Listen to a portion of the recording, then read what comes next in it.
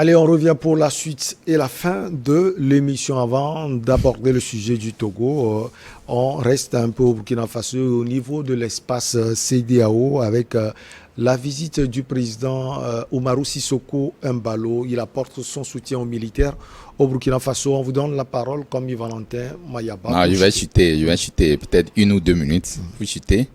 Et je disais à l'instant que Embalo aujourd'hui est en train de revenir sur de meilleurs sentiments parce que ses propos hier ne sont pas ceux d'aujourd'hui. Parce que quand vous prenez la position récemment à Abuja sur la position du Mali pour parler de s'ils ne libèrent pas les 46 militaires, ils seront sanctionnés et tout, ça n'a pas été ce que nous avons vu. Donc aujourd'hui, c'est pourquoi je dis les positions tranchées n'arrangent personne. Il faut être dans le processus d'accompagnement. Il faut être dans le processus d'accompagnement. C'est vrai que tous les torts ou tous les clivages que nous connaissons dans chaque État aujourd'hui doit avoir une source de sortie de crise. Et cette source de sortie de crise, c'est justement pourquoi la CEDEAO existe.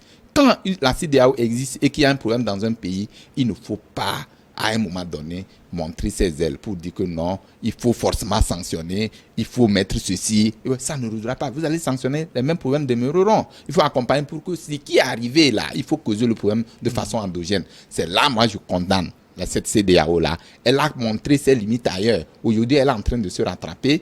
Je suis d'accord avec Embalo aujourd'hui qu'il est venu avec une arrogance absolue, mais aujourd'hui, cette arrogance est en train de prendre un peu de recul par rapport au bien, par rapport à ce que nous appelons le bon sens qui veut prévaloir ou qui a prévalu. Nous disons merci à lui par rapport à cette sortie. Si cette sortie devait être impactée sur les autres pays en crise aujourd'hui, je pense que cette CEDEAO doit prendre beaucoup doit avoir beaucoup de bénéfices par rapport à ces actes qui posent dans les États. Alors, coach Essokomivi à Clesson, on peut également voir un aspect, c'est l'aspect collaboratif de ces chefs d'État qui sont au pouvoir, parce qu'on a senti cela à Ibrahim Traoré dès qu'il a pris le pouvoir. On a vu cette délégation de la CEDEAO qui a été accueillie par Ibrahim Traoré.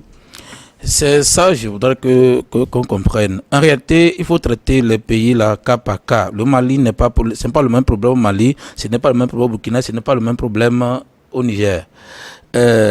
Les poutistes ou bien les présidents qui sont venus aussi n'ont pas adopté la même attitude.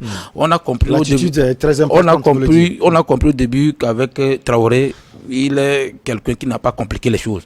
Depuis le coup d'État, d'ailleurs même il a négocié même le départ de son prédécesseur. Il n'a pas été trop dur. Donc c'est normal que la CEDEAO ne soit pas trop dure avec lui.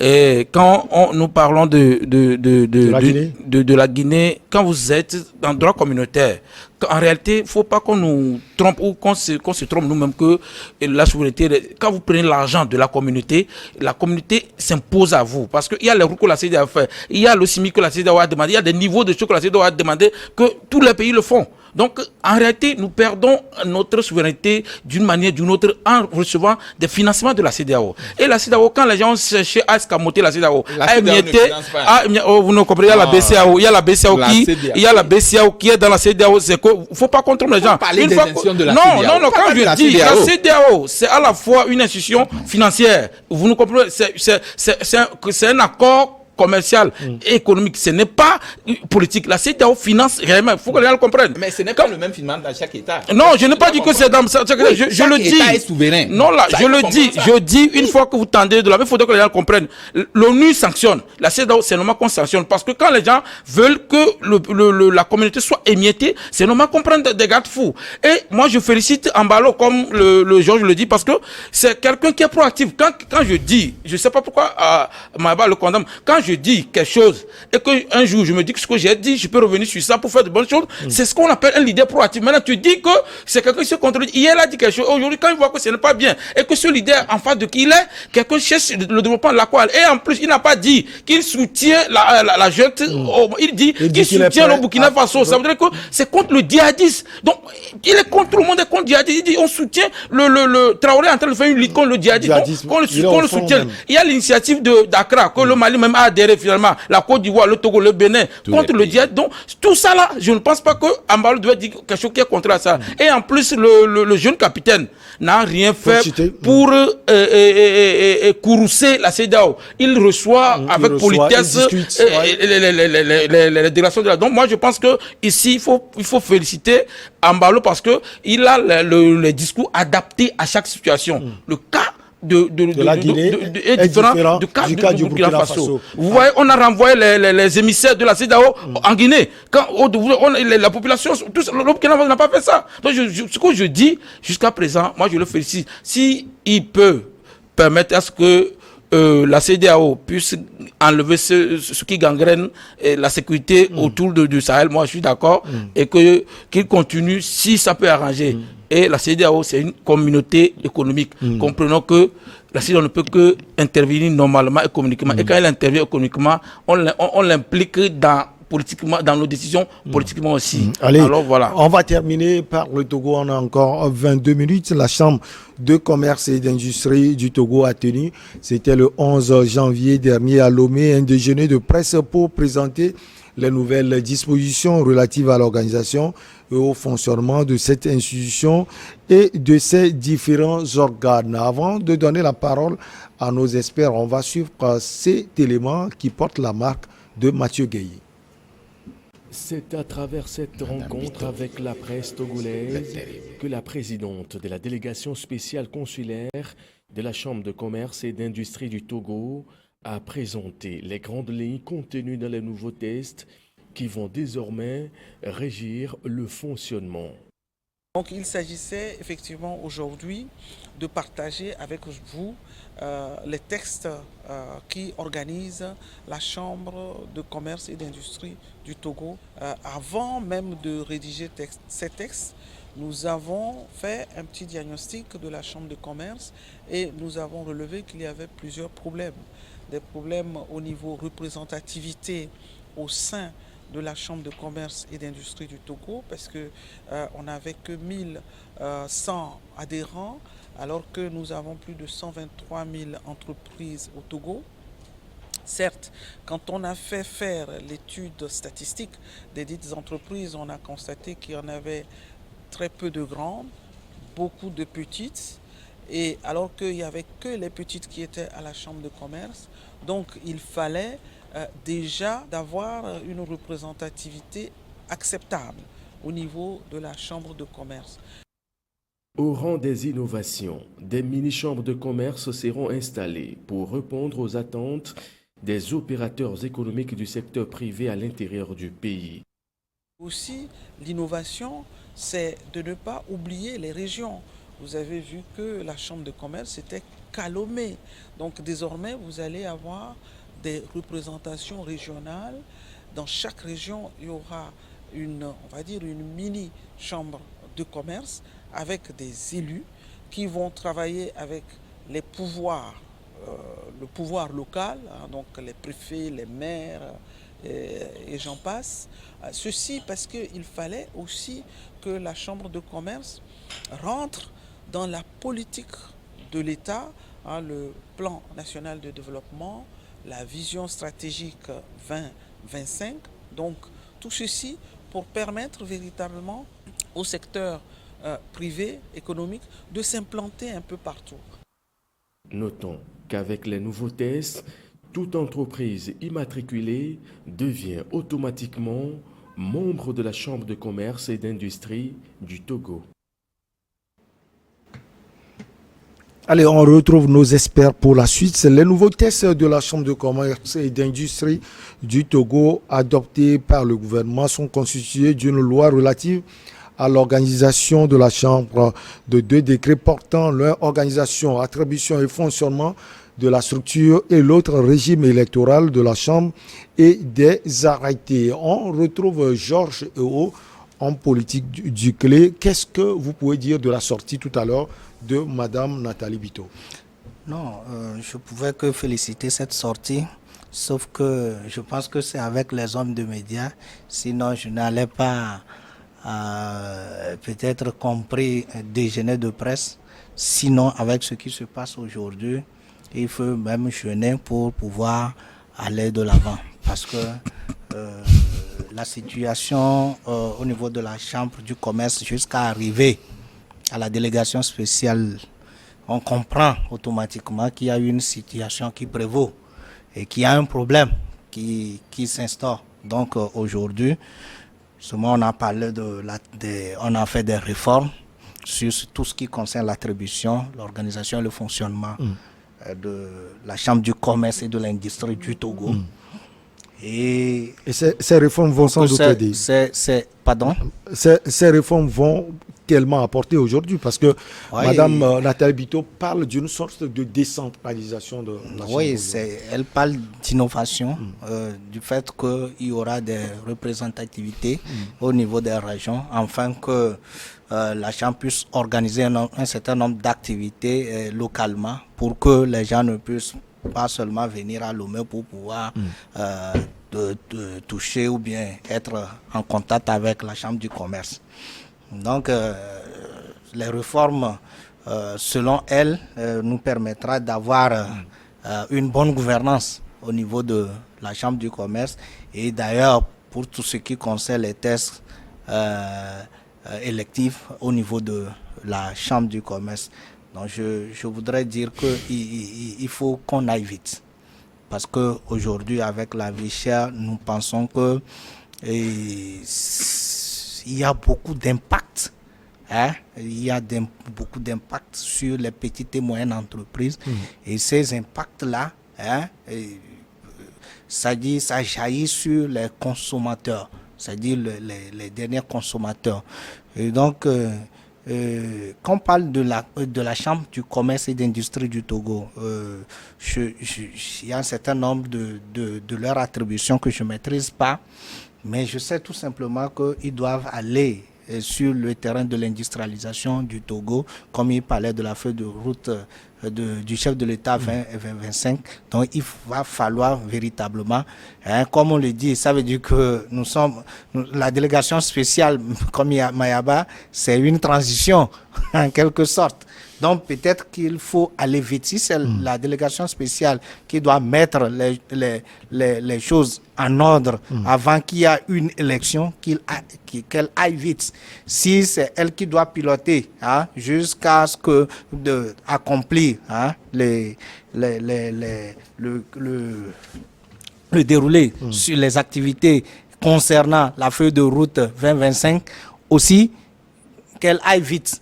Parce que, comme je l'ai dit, et peut-être je vais revenir, si l'occasion me permet, de discuter quand même sur l'impact du fait que de la non-industrialisation de nos pays sur la vie chère. Parce que c'est très important. La vie chère dans notre pays. Il faut que je puisse discuter de ça. Alors, comme Valentin Mayaba, Madame Nathalie Bito a parlé de diagnostic organisationnel relative à la Chambre. Et là, ce diagnostic est lié à son manuel de procédure, à son règlement intérieur et à la charte de la déontologie. J'ai bien noté. Oui, voilà. Oui, on se réjouit déjà parce que depuis pratiquement une semaine, vous savez que nous sommes dans la formalisation. Nous, médias, on devient entrepreneurs. Vous savez, quand on parle d'opérateurs économiques, c'est eux qui constituent la Chambre de commerce et d'industrie du Togo. Aujourd'hui, et cette chambre de commerce et d'industrie, même à son sein, a eu des problèmes a eu des antécédents avant d'être où ils sont. Ça fait longtemps que l'échéance même de ce bureau est terminée et depuis là, les intérêts de part et d'autre étaient là en train de prendre de l'élan et on a laissé l'intérêt de côté. Aujourd'hui, l'impact réel que le coût de la vie chère par rapport aux innovations apportées par la nouvelle constitution qu'on a adoptée récemment par rapport à ce que nous appelons le SMIG justement, qui aujourd'hui à peine arrive à apprendre parce que c'est vrai que c'est validé, mais qui vous dit que quelle entreprise comme moi, comme ça, je suis entreprise, enfin, j'ai une entreprise, que j'ai des gens que j'emploie, est-ce que je peux payer le SMIG? C'est aussi ça. C'est-à-dire qu'à un moment donné, quand vous prenez vous signez un accord, il faut voir à tous les niveaux quels sont les impacts réels que cela peut avoir sur ces différents secteurs. Aujourd'hui, je pense que ces innovations qui sont en train de parler, c'est vrai qu'il faut aller dans le sens de ce que nous appelons la diversification, ou peut-être, comme elle a dit dans son interview, oui, dans son intervention, qu'il faut élargir le champ. Ce n'est pas seulement concentré seulement à Lomé, il faut aller vers peut-être d'autres zones là pour être élargi. Donc, moi, je pense qu'aujourd'hui, ce niveau-là, en fait, ce secteur-là souffre beaucoup de maux, et qu'il faut assainir ce secteur. Pour quand même que ce secteur soit assaini, pour atteindre les cibles les plus concernées, il va falloir que le bureau même puisse s'entendre. C'est-à-dire que le secteur endogène, le secteur le plus concerné là, puisse s'entendre sur des mécanismes qu'on puisse adopter afin que nous, petites on dit les PMI, les PME, nous sommes des PME. Donc, nous, les PME, nous puissions profiter réellement de cet impact-là. Parce que le souci du chef de l'État ou du gouvernement aujourd'hui, c'est de faire de manière à ce que toutes les entreprises-là puissent être à même de répondre quand il s'agit des dividendes de cette chambre de commerce et d'industrie du Togo. Mais nous ne savons pas les critères. Aujourd'hui, qui répond au nom de qui, au niveau de la chambre, personne ne maîtrise. Donc, à un niveau donné, il faut communiquer assez. Il faut faire de manière à ceux qui s'inscrivent, parce que je sais que pour être éligible au niveau de cette chambre-là, les conditions qui sont définies, il faut les remplir avant d'être éligible à cette chambre-là. Donc aujourd'hui, la presse, à mon avis, a eu à poser des questions intéressantes, parce que eu égard aux différents mots. Non, je n'y étais pas. J'ai eu des retours par rapport. On a vu des confrères. Oui, on a vu des confrères qui ont posé des questions. Bon, voilà. Et avec qui nous avons échangé après cette conférence, ils nous ont dit. Et ça a été éclairé. Je pense qu'aujourd'hui, l'idée que l'innovation que veut apporter le gouvernement au niveau de cette chambre-là, c'est que les deux parties doivent s'entendre sur des mécanismes précis pour accompagner les opérateurs économiques dans leur élan d'aller vers l'essentiel. Une chose est de dire nous avons plus de 2000 et quelques entrepreneurs, mais l'autre est de voir quelle est la rentabilité que cela peut apporter, l'impact réel que cela peut apporter sur l'échiquier politique ou sur l'échiquier national. Aujourd'hui, à l'OTR, nous sommes déclarés à la Caisse nationale de sécurité sociale, nous payons nos taxes, nous payons...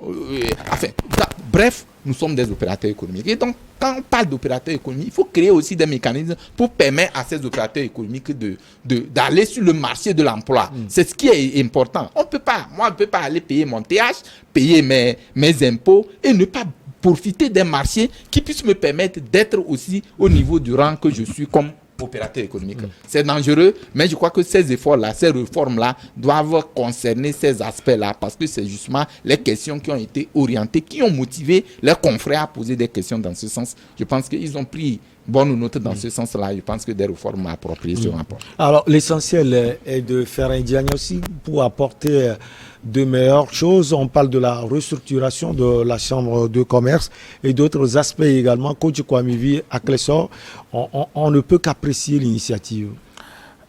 D'abord, félicitations à la dame Bito. Moi, je félicite réellement parce que la dame, là, souvent, c'est quand il y a un problème qu'elle intervient. Celle qui a redressé Sarakawa, le TER Sarakawa, il y avait eu un problème où le TER Sarakawa même louait les voitures chez les gens qui travaillent au TER Sarakawa avec des problèmes et tout ça. Elle est venue mettre le et sauver Sarakawa. Donc je suppose que c'est la même chose qu'elle est venue faire, sauf que ça traîne. Maintenant, le problème, heureusement que Mawa, dans sa colère, c'est penché sur le fait que le marché n'est pas accessible à tous. Ce côté, ce n'est pas l'apanage de la Chambre de commerce. Normalement, c'est RMP, la DSNP qui doivent faire ce genre de choses. Moi, je me rappelle que quand on a été formé sur les directives de la CEDEAO sur l'entrepreneuriat, ils nous avaient dit que on fera tel à ce que les jeunes entrepreneurs aient au moins marché dans l'année. Mais bizarrement, moi, mon entreprise a fait 5 ans Je n'ai pas reçu un marché étatique. Ils vous appellent pour consultation. Vous allez même, ils ont des gens qui prennent. Il y a des comptables publics même qui créent encore des entreprises. Or, ils n'ont pas compris l'entrepreneuriat. Quand tu es dans la fonction publique, que tu vas entreprendre, toi, tu achètes des actions dans une entreprise. C'est eux-mêmes qui créent une entreprise, mais tu viens concourir avec son entreprise, ils prennent le marché. Donc, je comprends sa douleur. Sauf que l'Assemblée du commerce même nous avait donné des documents à remplir tout juste après le Covid, on va nous aider, qui ont des difficultés, sauf qu'on n'a pas vu la fumée blanche. Mais Vous pensez que c'est tout cela on va revoir maintenant? Non, il faut tout revoir, parce que j'ai apprécié le fait qu'elles disent qu'il y aura maintenant une chambre dans chaque région. C'est une félicitation. Moi, je pense même qu'il faudrait que ça aille dans la préfecture même, hein, parce qu'il y a la chambre de métier qui est dans chaque préfecture. Vous allez voir même le président régional de la chambre de métier conduit RTG. C'est une voiture de combattant que quand vous voyez. Donc, il y a la chambre de métier dans chaque préfecture. On peut vulgariser celle-là aussi. Mais comme les gens le disent, et elle-même, elle dit qu'il y a 120 et quelques entreprises et que les membres, il y a 1000 et quelques qui ont. Ça veut dire qu'il y a un problème. Il y a un problème. Vous voyez, j'ai compris que on nous a on nous a encouragé à aller dans l'entrepreneuriat juste pour payer des impôts. En réalité, c'est comme c'est ce que le gouvernement voulait. Parce que quand les gens paient impôts, ça suit. Alors que normalement, si le secteur privé marchait normalement, on enlève un poids du gouvernement et ça devait l'aider. Imagine que sur les 120 quelques mille entreprises, chaque entreprise emploie seulement 4 personnes. Un secrétaire, 4 personnes. Donc, on multiplie, ça fait 500 à 600 personnes, 500 à 600 000 personnes qui ont trouvé de l'emploi. Donc, on devait normalement aider les gens. Des fois, vous allez à hauteur, même on fait comme si tu viens demander de la faveur. Oh, c'est pas sûr. La chambre de commerce, normalement, ça devait être des gens qui sont vraiment dans le privé. Or, vous allez voir, les gens sont là-bas, ils ne sont pas forcément dans le privé, ce sont des gens c'est comme si on a étatisé et on a rendu public la chambre du commerce qui devait réunir les gens qui sont dans le privé. Donc, c'est pour dire qu'il y avait un fourre-tout. Maintenant, si elle peut faire la chose pour que ça nous aide, parce que actuellement, moi je t'assure, ceux avec moi j'ai créé l'entreprise, la plupart enfermés. Moi-même, j'ai des problèmes parce que moi je suis coach, je forme dans. Mais vous allez voir les maires, les amis des maires qui ne sont pas des formateurs, vous les voyez, ils viennent former. Vous avez un maire ici. Heureusement que lui est honnête, il n'est pas. Quand vous allez même, c'est peut-être cousin du maire qui vient former. Et des gens, quand ils font des formations, ce qu'ils disent même, c'est faux.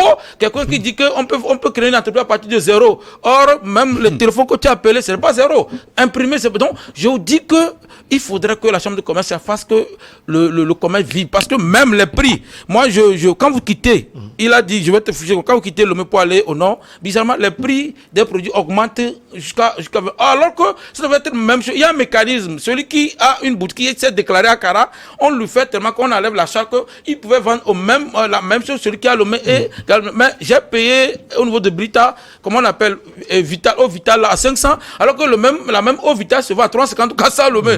Donc, si ceux qui ont les moyens Lomé peuvent payer moins cher, c'est ceux qui sont à l'intérieur qui peuvent payer très cher. Il y a un problème aussi là-bas. Donc, il faudrait que la Chambre fasse vraiment contrôle de prix et qu'on ne le fasse pas juste pour narguer la population. On fasse ça pour changer réellement le problème ou régler les problèmes dans la vie des gens. Alors, Georges Yeo, il y a un aspect que vous aviez voulu développer tout à l'heure.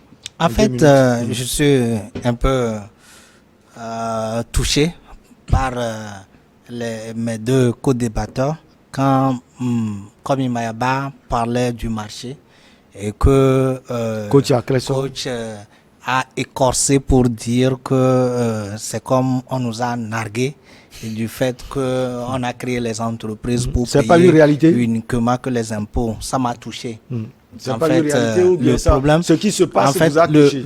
Le problème qui se passe aujourd'hui est que c'est en termes de compétitivité. Les marchés publics ou bien les achats, les commandes publiques, c'est pour permettre aux structures étatiques et para-étatiques d'acheter moins cher. Et donc, on lance le marché pour que les gens puissent compétir. Si vous compétissez et que ils voient le moins disant, c'est-à-dire que le prix et la qualité, pour que les gens puissent acheter moins cher. Donc je suis ici, je veux vendre ce micro, je vous appelle vous trois, je dis je veux acheter ce micro plutôt. Je dis je vous appelle vous trois, je dis proposez-moi un prix et c'est le micro telle forme.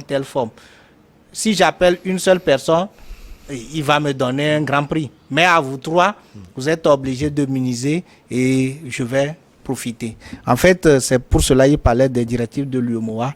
Et ces directives permettent aux États de l'UEMOA de faire, de faire en sorte de gagner sur les prix. Donc, moi, je dis tout simplement aujourd'hui que, comme il a dit, la Chambre de commerce est le répondant des opérateurs économiques.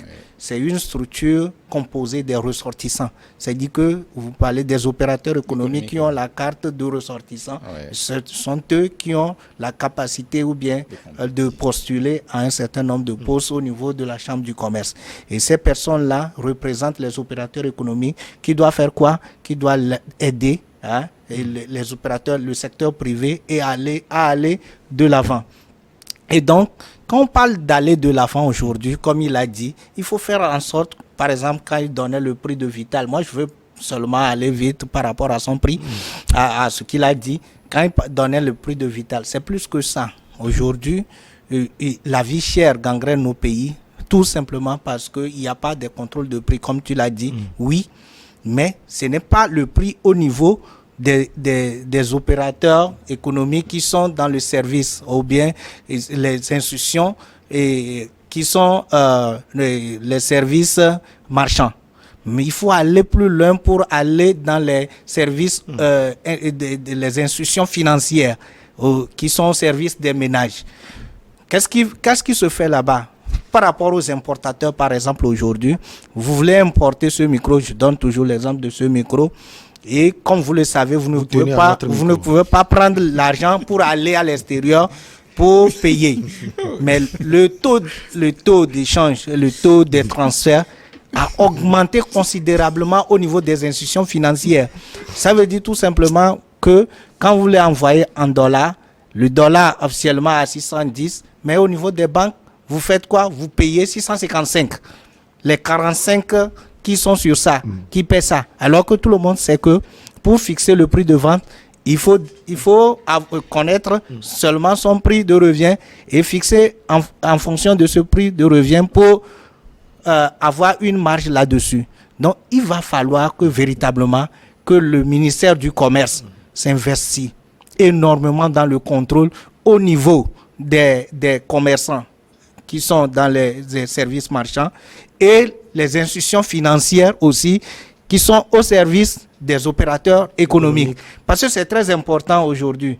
Quand vous voyez la Chambre du commerce qui est le représentant du secteur privé, il va falloir que cette Chambre crée les conditions favorables pour faire quoi? Pour faire évoluer, développer, croître les secteurs privés. Et c'est ce que tu as dit, que c'est comme si ça devenait une société ou bien quelque chose d'étatique, alors que c'est les représentants justement des opérateurs privés. Donc aujourd'hui, il va falloir aller au-delà de la bonne gouvernance, des attributions, des temps, pour venir maintenant faire le boulot sur le terrain, parce que c'est le boulot sur le terrain qui compte mieux que tous les aspects d'élection. C'est moi qui va devenir ceci, c'est moi qui va devenir ceci, c'est moi qui... C'est ce qui est très important. Quand le chef de l'État veut voyager, veut voyager partout, il demande à la Chambre de commerce de choisir parmi les ressortissants ou bien les opérateurs économiques. Comment ces choix-là se font? Qui accompagne les chefs d'État? Comment est-ce que ça se fait pour nouer les relations? Comment on organise les partenariats, faire venir, comment on appelle, les autres opérateurs économiques pour faire les B2B, pour discuter, affaires. Comment ça s'organise? Tout cela, c'est très important. Il y a beaucoup d'aspects à développer sur ce sujet. En tout cas, on va se voir la semaine prochaine. On va proposer des sujets sur ces aspects et sur la sortie de Madame Nathalie Bito. Ça a été un plaisir de vous avoir sur ce plateau. Le temps est contre nous. Merci beaucoup à vous, Georges Hérault, homme politique du cercle des leaders émergents. Merci également aux journalistes comme Valentin Mayaba, directeur de publication de Le Symposium, président de la J7. On dit infiniment merci à Kwamivi Aklesor. Il est coach et consultant en politique et en entrepreneuriat. Bon week-end à tout le monde. À très bientôt.